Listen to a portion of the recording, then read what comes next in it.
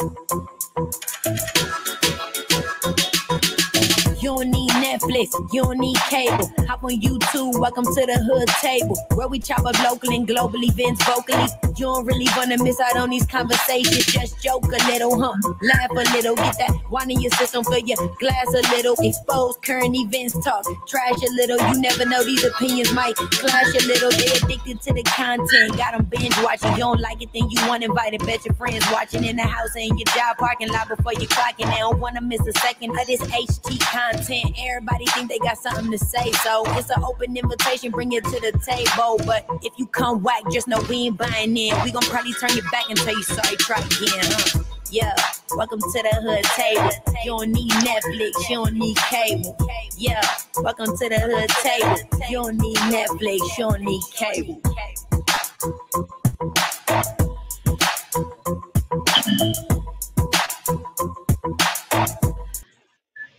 Hey, what's up? What's going on, everybody? What up, hoodies? Make sure you guys do me a solid and hit that like and share button, and also subscribe to the Hood Table if you're not already subscribed to the Hood Table. Excuse me. I need to get a drink of what's in the red cup.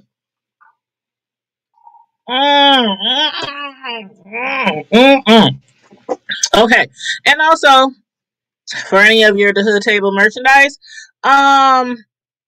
all you have to do is go to our thehoodtable.com website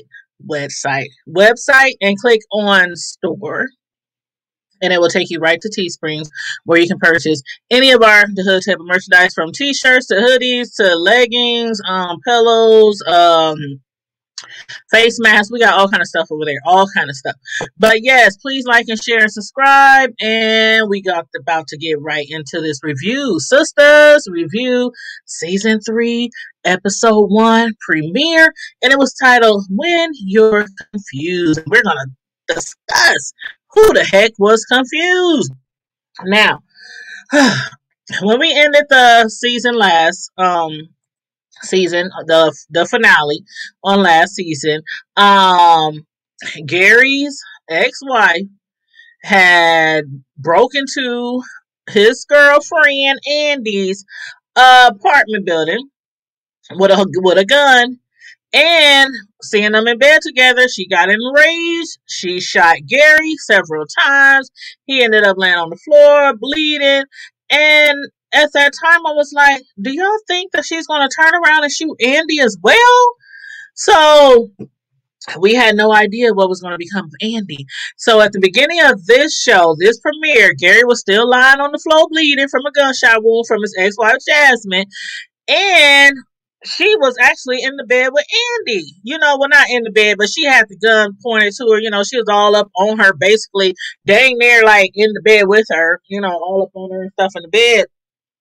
And Andy was pleading for her life, begging her to put the gun down, don't shoot her. She's apologizing profusely, for sleeping with the ladies. It's not even her man anymore, but they did start their affair when Gary and Jasmine was still married. But they are exes now. They filed for divorce. Well, Gary did file for divorce.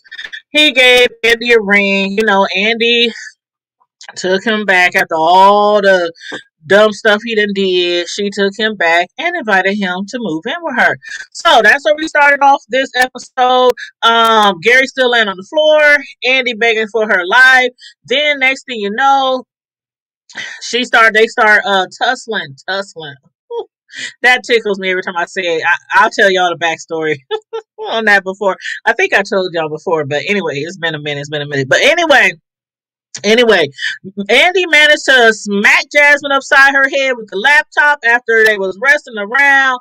I thought the gun was going to go off and actually shoot Jasmine, because that's how it normally turns out when two people wrestling. Usually the bad person be the one who gets shot, right? But when she pulled the trigger, when Jasmine pulled the trigger, it was like a blank. I don't know if the gun didn't have any more bullets in it. I don't know if the gun misfired.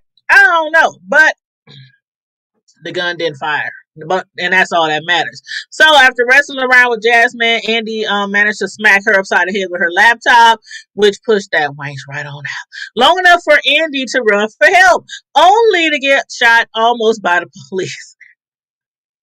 Now she was running for help, but as soon as she opened her door, was two police officers right there, and they had their guns drawn on her because the neighbors had called because they heard gunshots.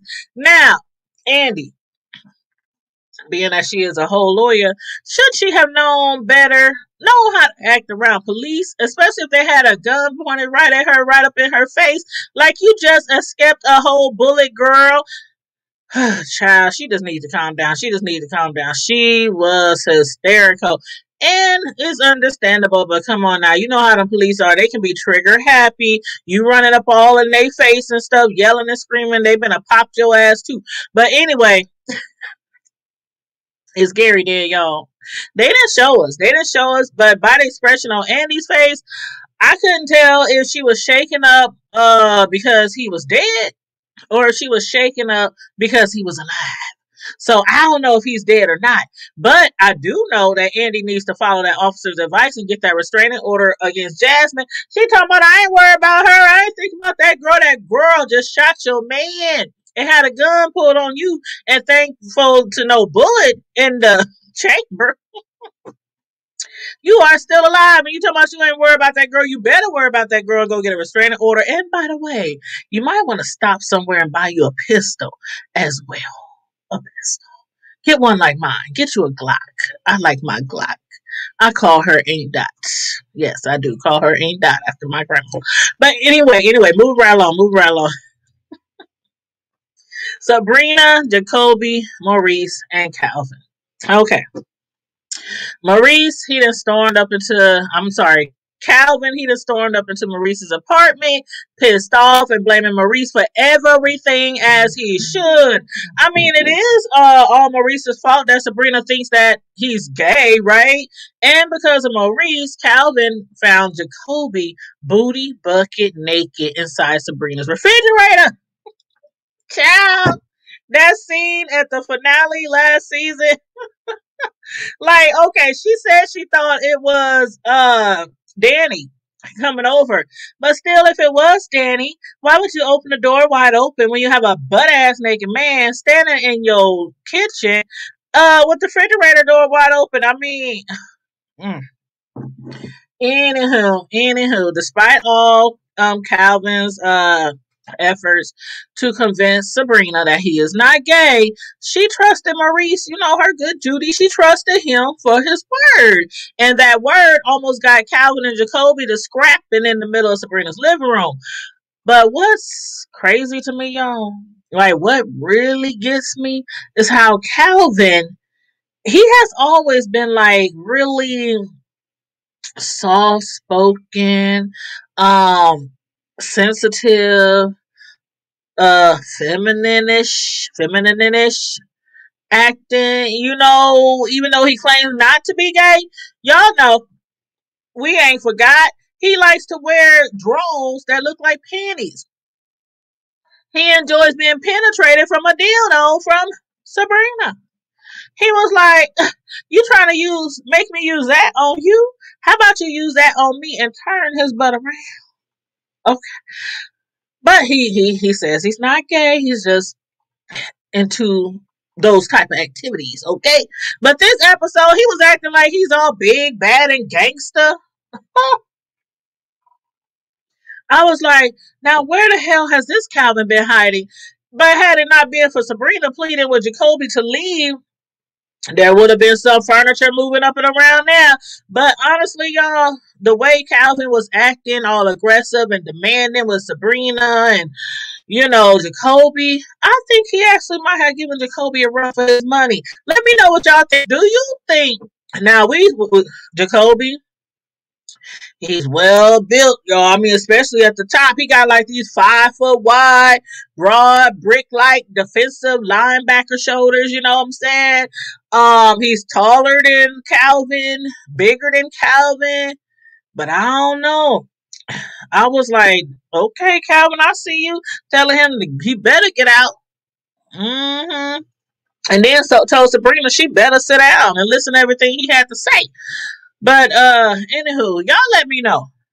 Let me know. Do you think there is another chance for them? Do you think Sabrina has just destroyed whatever it is or was that they had or could have had? Let me know. But for right now, Calvin is done with Sabrina. He told her, I'm out, I'm done. Do you, boo?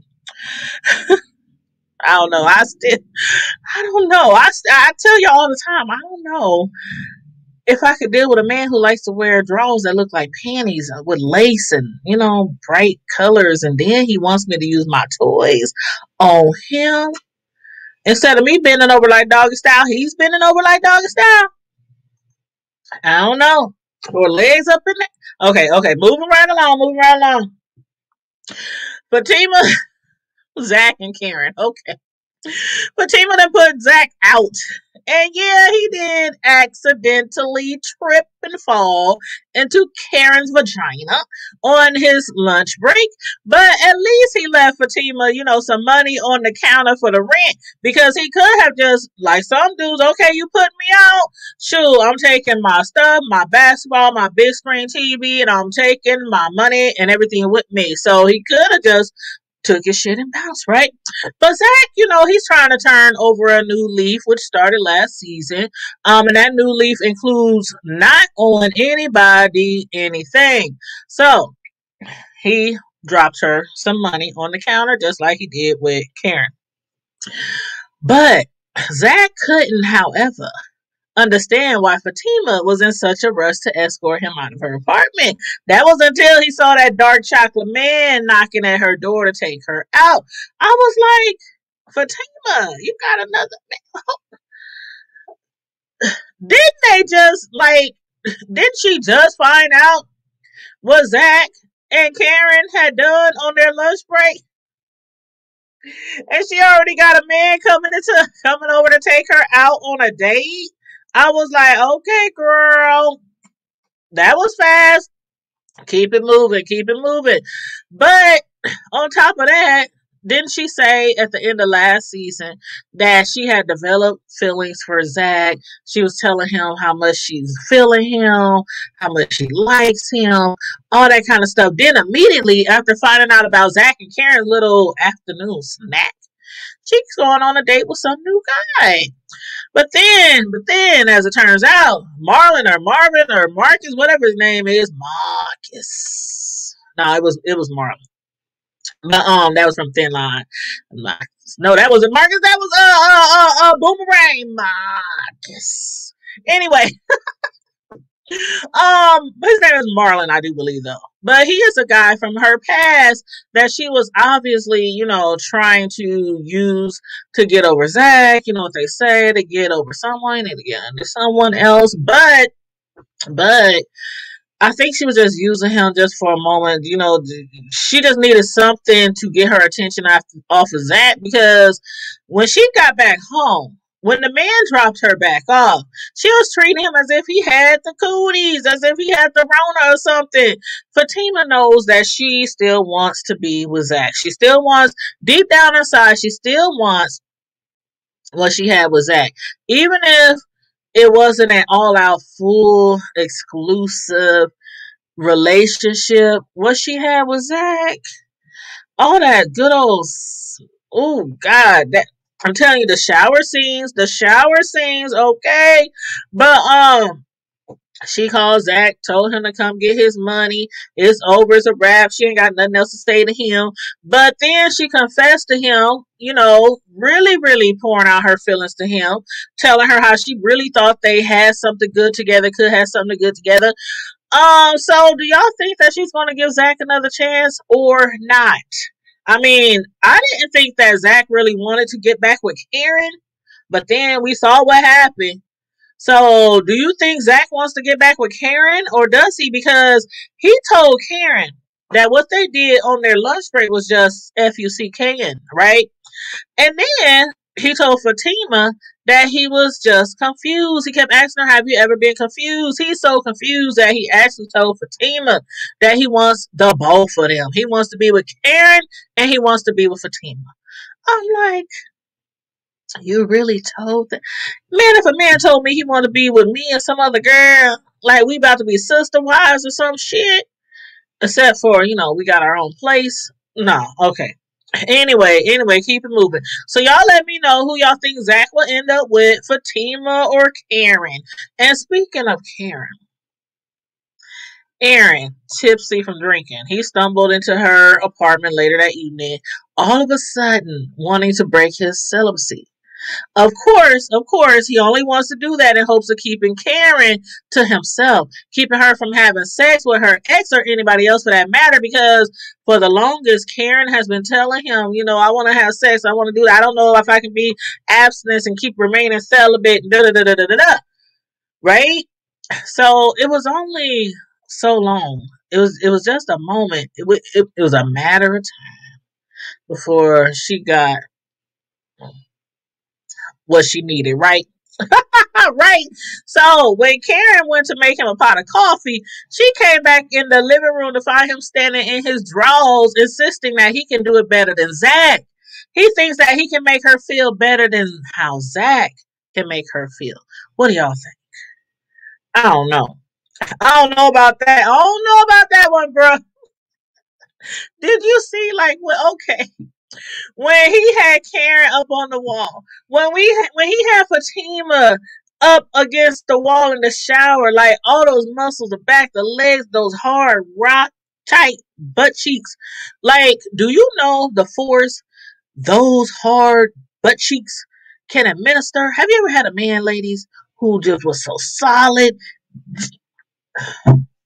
Man, who child, you gotta meet him pound for pound for pound and try not to run. Anyhow. Seriously, y'all. Aaron is torn the hell up from witnessing Karen having sex. Some good sex, that is, with Zach. And yeah, Karen cheated on him. But the fact that it looked like Zach was penetrating Karen from her ovaries all the way up to her throat would make any man feel some type of way. I'm just saying. So that's probably why, he was crying. What had him crying inside Karen's arms, looking like a big ass baby. I'm just saying. Do y'all follow Zach, by the way? I asked y'all that before. Do y'all follow Zach? Well, his real name is Deval Ellis. He's on IG. That man's body is everything. Everything. But that ain't the only reason why I follow him. That is not the only reason why I follow him. He's actually very entertaining and he's so funny. But anyway, his family is so cute. He has a beautiful wife, by the way, and they have some really cute kids. But anyway, yeah. Follow him on IG. He's very entertaining. But that's all I got on this season 3 episode 1 premiere, and it was titled When You're Confused. And yes, Zach is the one who's confused. He want both of them women's. So my question is, what do you think will happen with Zach, Fatima, Karen, and Aaron? Will any of them get back together? And is Gary dead? Did his wife or ex-wife Jasmine actually kill him? And as far as Sabrina, Calvin and Jacoby, I have a feeling that Calvin just might give Sabrina another chance. But when it comes to the workplace, I have no idea how Sabrina is going to handle her and Jacoby's work relationship. Seeing each other every day, Monday through Friday, Monday through Saturday. You know how banks are. Some of them open every day. So, I don't know how they're going to handle that. And then last, Danny. I didn't really speak on her. Yeah, we didn't speak on her at all this episode because, for one, she didn't add much to the show this time. And for two, she's the only sister not dealing with any drama of her own right now. But knowing Danny, that probably won't last too long. We already know that probably won't last too long. Her and her cowboy might be into it by next episode. But anyway, y'all, let me know what y'all thought about this episode. Did you enjoy the episode? Answer any of my questions if you want. And again, make sure you like the video, share the video, and subscribe to the Hood Table if you're not already subscribed. And hit that notification bell, y'all. And tomorrow night, 9 o'clock every Friday Night Live on the Hood Table YouTube channel. It's a No Topics Off Limits show every Friday night. no host barred show every Friday night. We can have up to 10 people on the screen up here with me. So I'll be dropping links throughout the chat on Friday nights so that people can jump up on the screen if they want to discuss any topic they want, discuss whatever we're discussing or add something to it or, whatever. But yeah, that's tomorrow night at Friday at 9 p.m. So I hope to see y'all there. And on that note, stay safe, be blessed, remain vigilant at all times, and don't forget to always, always, always keep it hood. Bye.